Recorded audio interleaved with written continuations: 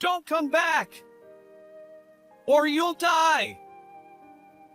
I was speechless when I suddenly received a call from my husband while I was on an overseas business trip.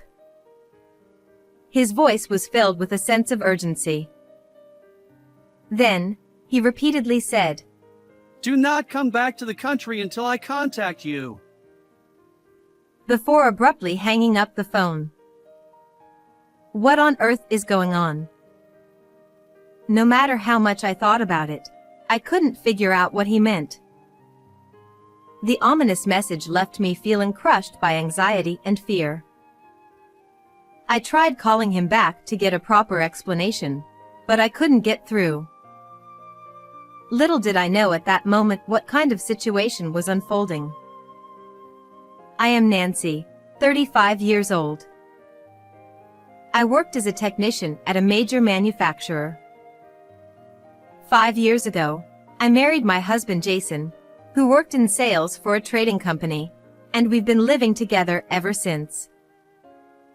Even though we were often busy and our paths didn't cross much, the time spent with him in the home we built when we got married was the most important thing to me. I often thought about how much fun it would be when we had children. I also dreamed of expanding our house one day to bring our parents to live with us. My in-laws live far away, and since we couldn't visit them often, it was a constant worry for me. On the other hand, my parents live nearby and would sometimes come over to help with household chores, knowing how busy we were. I was always grateful to Jason for accepting their help without any complaints.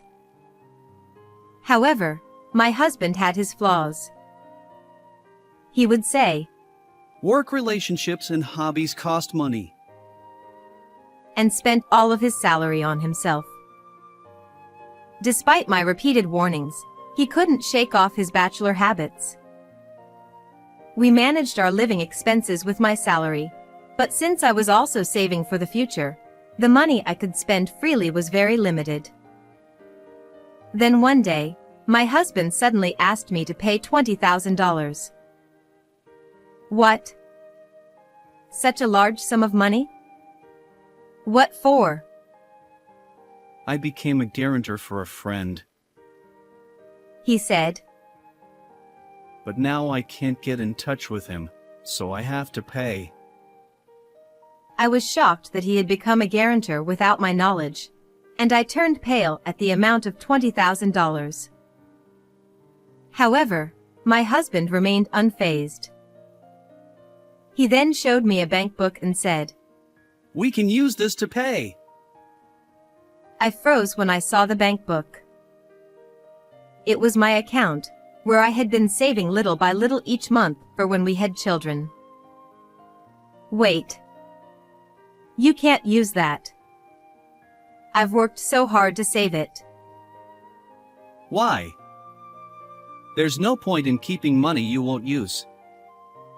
You can't have kids anymore anyway, so it's just wasted money. That's terrible. I was devastated by his cruel words and his mocking laugh. I couldn't stop the tears from flowing, and I was unable to say anything more. It hurt so much to have my efforts and hopes for the future dismissed. Jason didn't care that I was crying. He went into his study and ignored me for the rest of the night, not coming out until the next morning, despite my attempts to talk to him through the door. The next morning, after a sleepless night, I realized I couldn't let my husband have his way.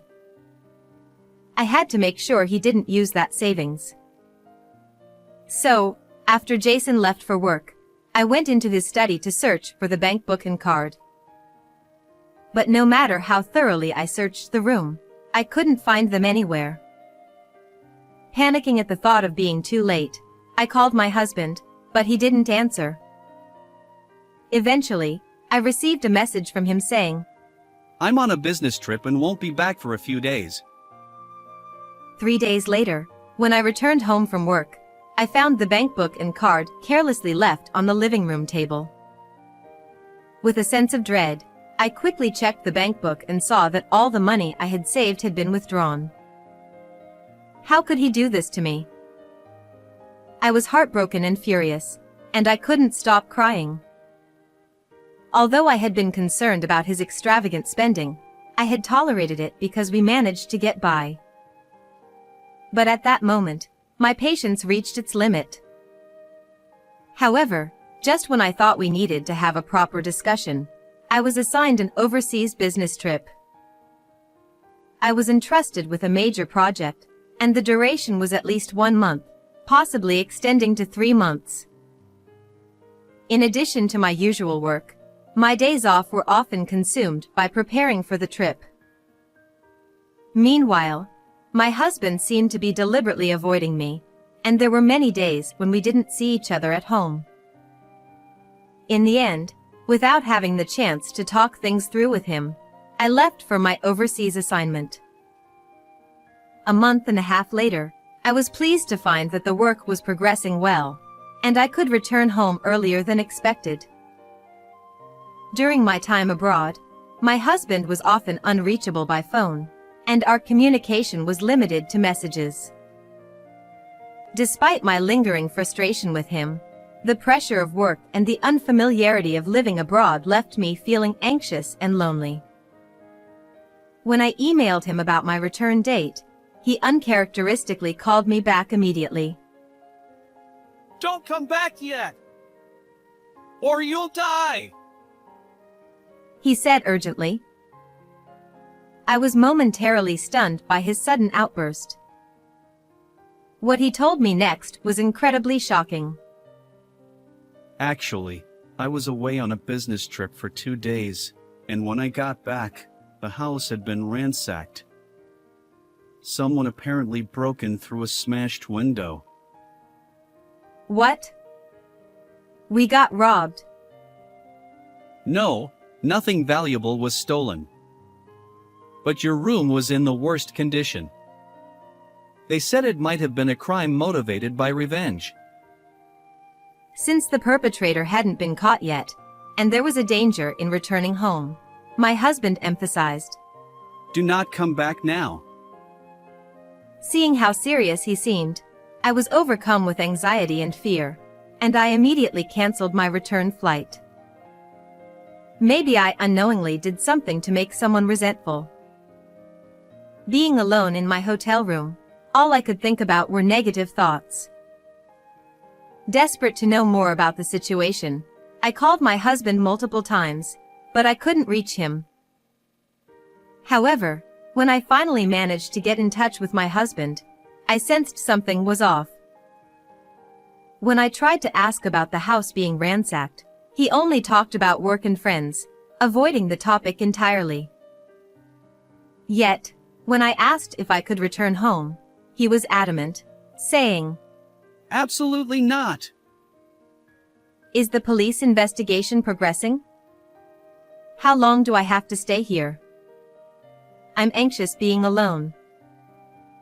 We don't have detailed information yet. Just stay put until I say it's okay, all right? His vague responses made me wonder if there was something he couldn't tell me. Maybe he already knew who the perpetrator was and was trying to protect me from the shock. With little information to go on, I was consumed with worry. Later that night, I was further confused by an email from my mother. She said my husband had told her that my work wasn't going well and that there was no definite return date. I couldn't understand why he would lie like that, but I continued the conversation with my mother, not wanting to worry her. Still, waiting for updates while being overseas, clueless about what was happening, was pure agony. I decided I had to see for myself what was going on. Unable to bear it any longer, I decided to return to America without telling my husband. The next day, I secretly returned to America and headed straight home. I will accept whatever happens. It will be all right. I reassured myself as I got out of the taxi in front of the house, only to be shocked to find that it was up for sale. Contrary to what my husband had told me, the house hadn't been ransacked, and the windows weren't broken.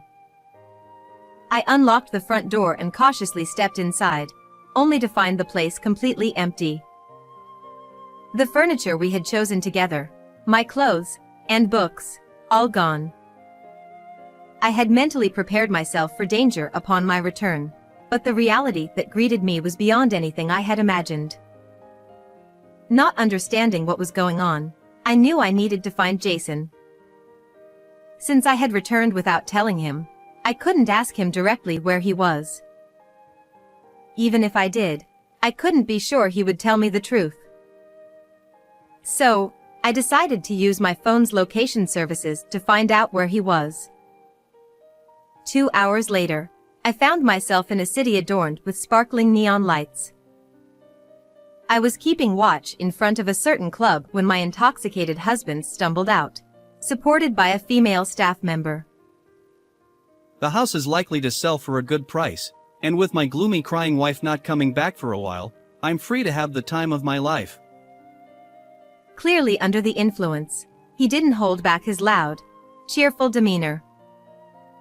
The woman linking arms with him asked, Are you not going to leave your wife? Ha ha! He crudely laughed it off. That woman is my cash cow. I'm not letting her go. She'll keep working hard for me from now on. With those words, he pulled the woman closer by her shoulder. Unable to watch any further, I quickly left the scene, feeling heartbroken and betrayed by the husband I had trusted. Wiping away tears repeatedly, I told myself, no more tears. I have to be strong. Summoning up my courage, I resolved to plan and execute something despite my faltering heart. A week later, in the evening, I headed to the hotel and sat in the lobby, waiting for a certain person. About an hour later, a man in a branded suit and luxury watch arrived and stopped by the reception. Finally, the moment had come. After taking a deep breath and giving myself a slap on the cheek to gather my resolve, and I walked towards him. The man, emanating a strong scent of cologne, visibly startled and took a step back when he saw my face. What are you doing here? Waiting for you, Jason. As I approached my husband, he clicked his tongue and glared at me. Who do you think you are? Ignoring my words and coming back home like this? Meeting after 2 months, those were his first words to me, and my anger reached its peak. How dare you say that? My shout echoed through the hotel lobby, drawing the attention of staff and guests alike. Among them, the most surprised was my husband himself. He looked flustered. Let's go to the room and talk first. He grabbed my arm and started walking. I stared daggers at his back in silence. Upon entering the room, my husband threw his bag down and took off his jacket, pushing it towards me. He gestured with his chin for me to hang it up. Who does he think he is, acting all high and mighty at a time like this? He doesn't understand anything. Filled with anger, I threw the jacket back at him defiantly, catching him off guard with my unprecedented rebellious attitude. I came back home to see the truth with my own eyes. Ha! What are you talking about? You mentioned before about being a guarantor for your friend. Give me his name, contact information, and workplace. I'll tell him to repay the money quickly. I confronted my husband with a piercing stare. But he looked bewildered, as if he didn't know what I was talking about. It was incredibly painful for me, yet it seemed like something he could easily forget. That realization filled me with unbearable frustration. Oh. As if recalling something, he lifted his head and reluctantly loosened his tie. Letting out a deep sigh, he resigned himself. The thing about being a guarantor for my friend. it was a lie. He confessed. To my shock, the $20,000 debt turned out to be from my husband's reckless spending. Unlike you, I have expenses to maintain social connections. Stop dredging up the past. He defiantly yelled at me, shifting the blame onto me. His words about the past finally broke my patience. The only reason you could repay that debt was because of the money I had saved. I forcefully slammed the nearby table and confronted him. You used my money without permission, never paid me back, and now you're saying it's all in the past? Don't you dare act so self-righteous. Overwhelmed by my outburst, my husband staggered back. I took a deep breath to calm myself down. Then, shall we talk about the $50,000 debt you accumulated while I was away? At those words, my husband turned pale. I sat down on a nearby chair and silently gestured for him to sit across from me. He realized that my demeanor was different from usual, nervously took a seat, and feigned ignorance. I don't know what you're talking about. Did you think I only returned to America today? What? Isn't that the case? I've been back for some time. I found out you've been using this hotel as your home base by tracking your movements with GPS. I looked at him coldly, and he lowered his head, sweat beading on his forehead. I've had the chance to investigate your activities until today. Taking advantage of my absence due to the overseas business trip, my husband had been frequenting clubs and extravagantly partying with women. Additionally, he had been splurging on expensive limited edition brand items and gambling away money. As a result, in just a month and a half, he had racked up an astounding $50,000 in debt. To cover this debt, he had sold our house without my consent. That house, with its prime location and meticulously designed rooms, was a highly desirable property. Even I, a layperson, knew it would sell quickly. The appraisal of the house exceeded my husband's expectations, prompting him to decide on an immediate sale.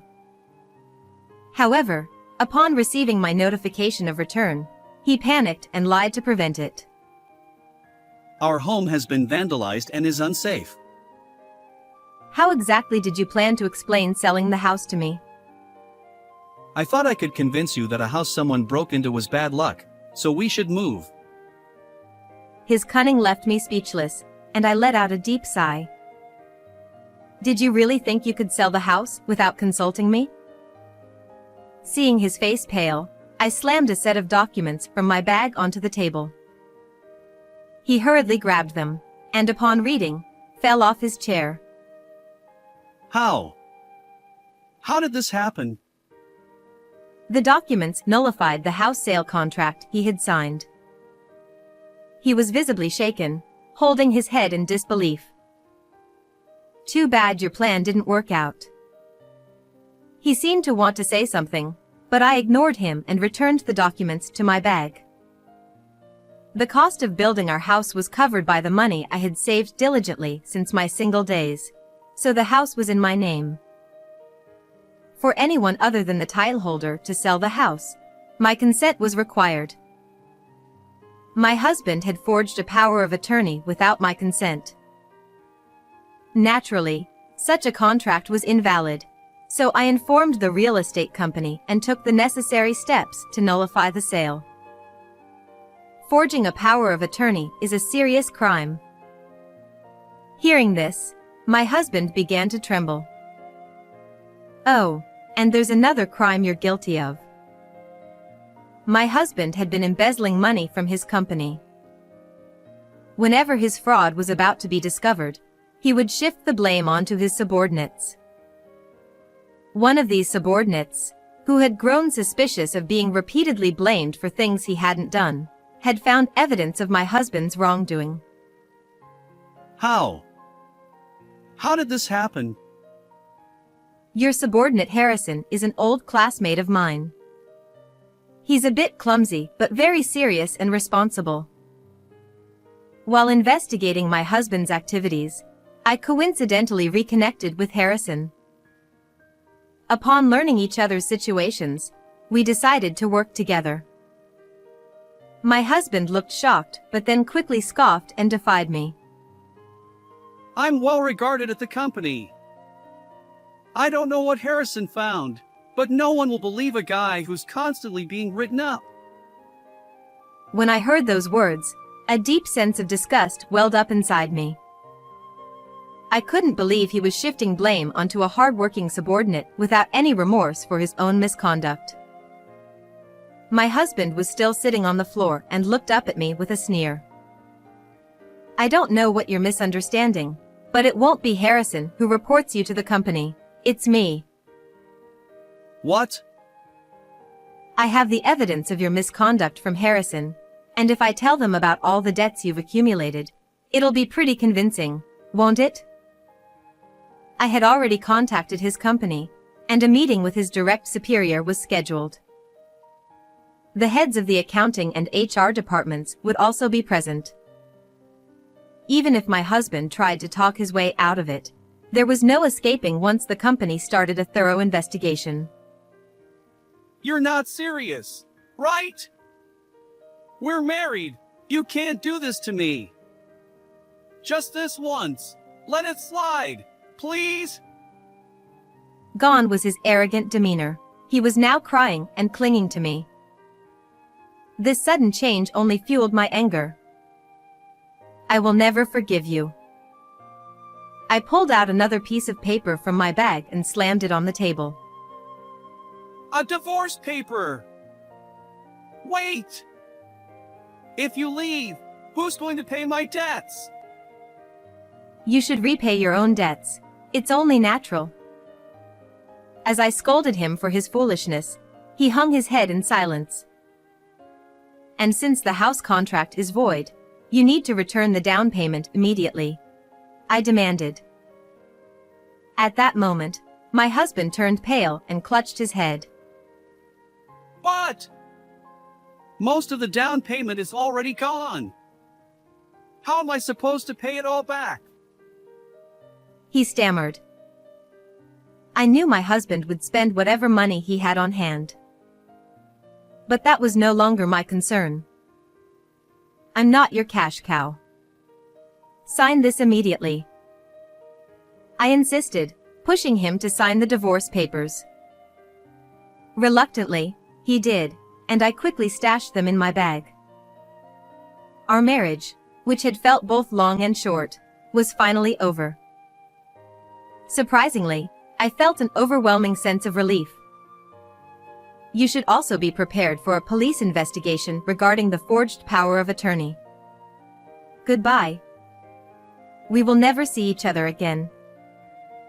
Without another glance at him, I walked out of the hotel room. A year later, I learned that my husband had repaid the embezzled funds but was fired from his job, avoiding criminal charges. He had apparently begged his parents for help, and his reputation shifted from being a proud son to a disgrace. Although he wasn't prosecuted for the forged power of attorney, he lost his job and home, left with nothing but significant debt. Now, he lives in constant fear, running from his creditors. As for me, I renovated the house I loved and invited my parents to live with me. The three of us now share a happy home. With another major project on the horizon, I will soon travel abroad again for work. Life is fulfilling, and I cherish every moment spent in my beloved home with the people who matter most.